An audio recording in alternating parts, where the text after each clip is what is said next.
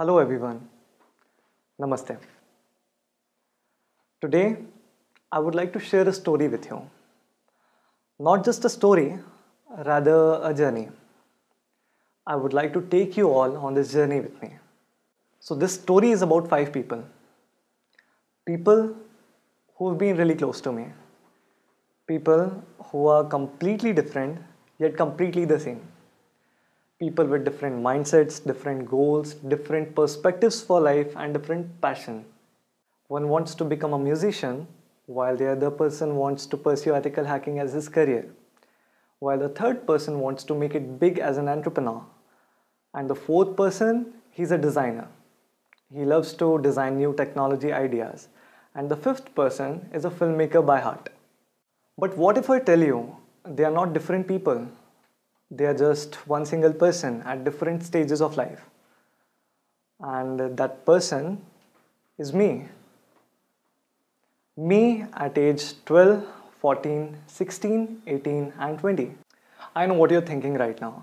How can someone be so confused in making their life decisions, or something like, why would someone be so much fluctuating in making their life decisions, right? I totally get it. What you're thinking is the thought process of almost everyone out there. And I also understand that you might be thinking, oh, why are we even listening to this guy who is not even sure about his own life decisions? But why I think you should probably listen to me today is because I would like to talk about the failures, the success, the fallacy of how to make a living after seeing all of these things at different positions in my life. So when I received this invitation to speak here at TEDx Youth at SmackWin event and got to know that the theme for this year is to talk about opportunities and how opportunities can be missed if not handled in the right manner, I was sold right away. Anyways, let's get back to our story.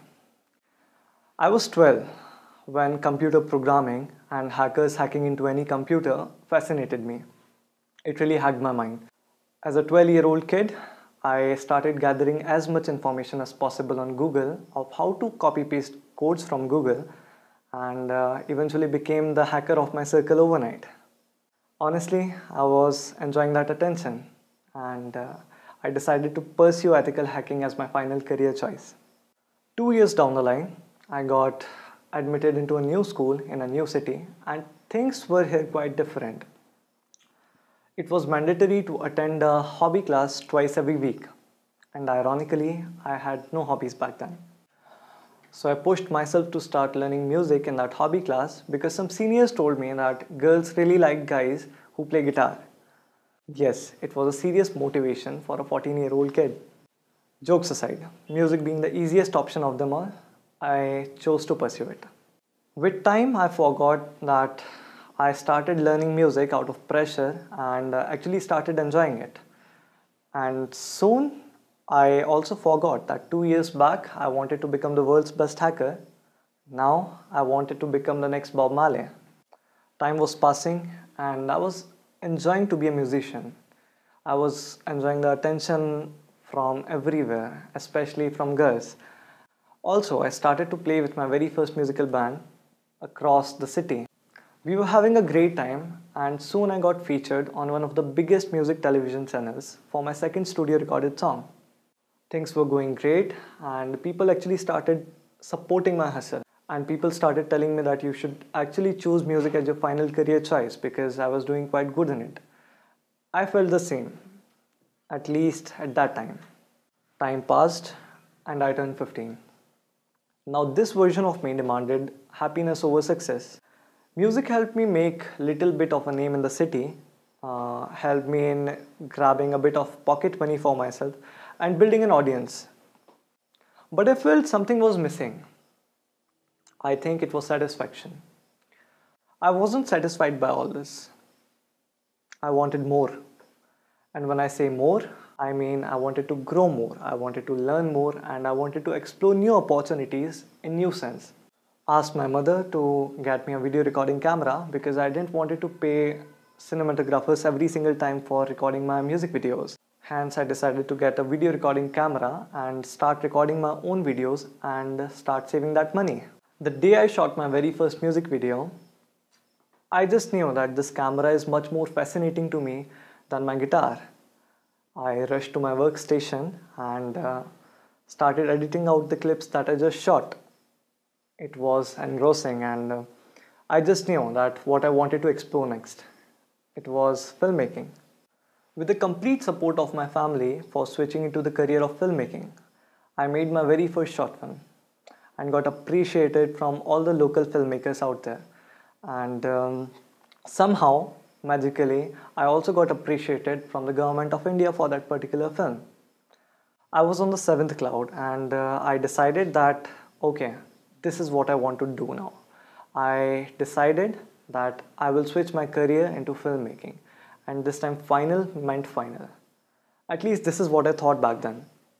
And after making this final decision of becoming a filmmaker, my family decided to get me enrolled into a computer science and engineering college. Don't get stupefied, because in India, according to the Indian parents, you need to become an engineer first and later you can do anything else in life, which usually doesn't happen.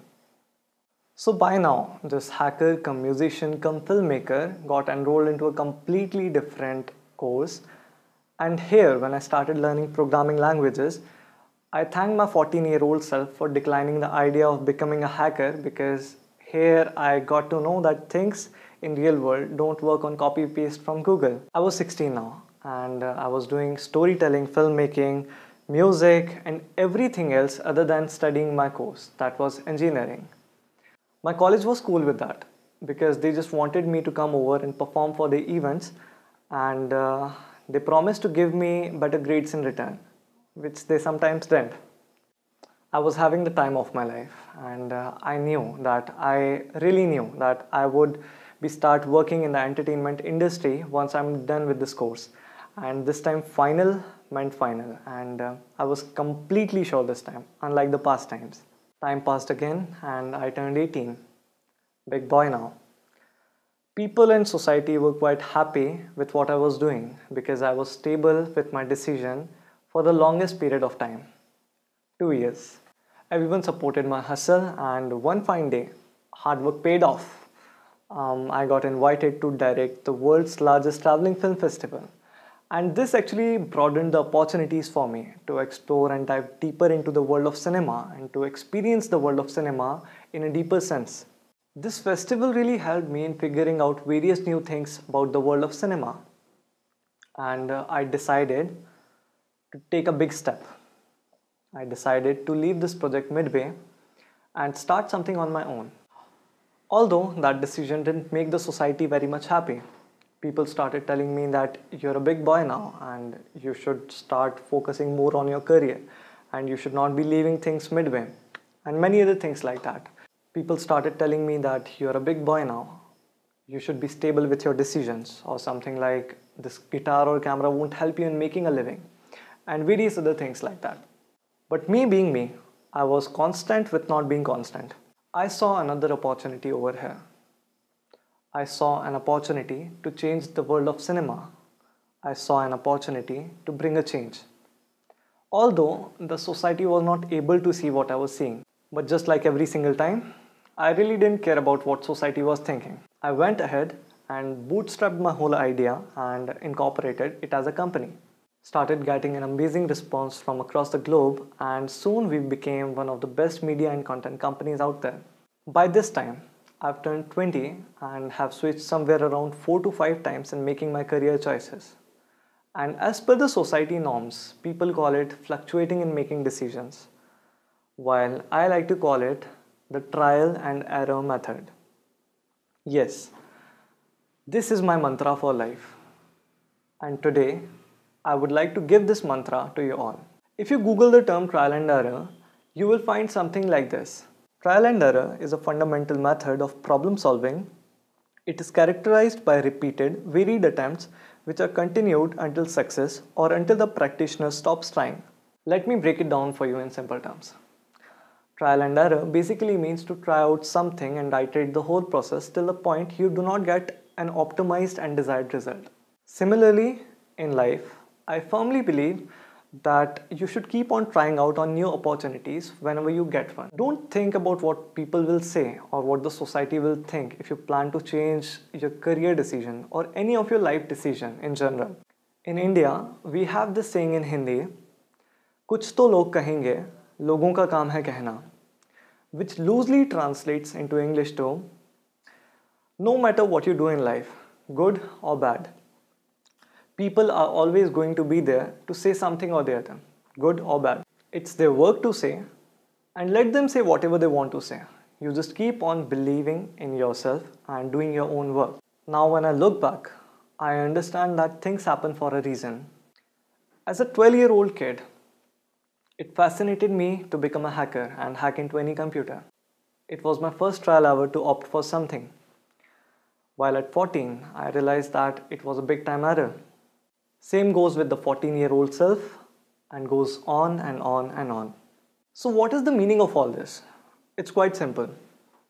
With every single trial you make, there are going to be several errors associated with it.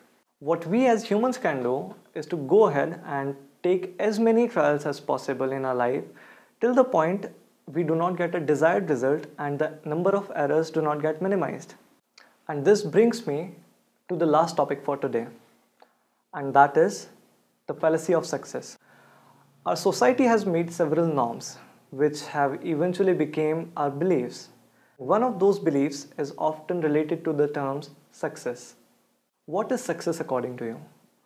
A general survey conducted online resulted that 90% of the millennials and the Gen Z kids have this wrong idea about the word success.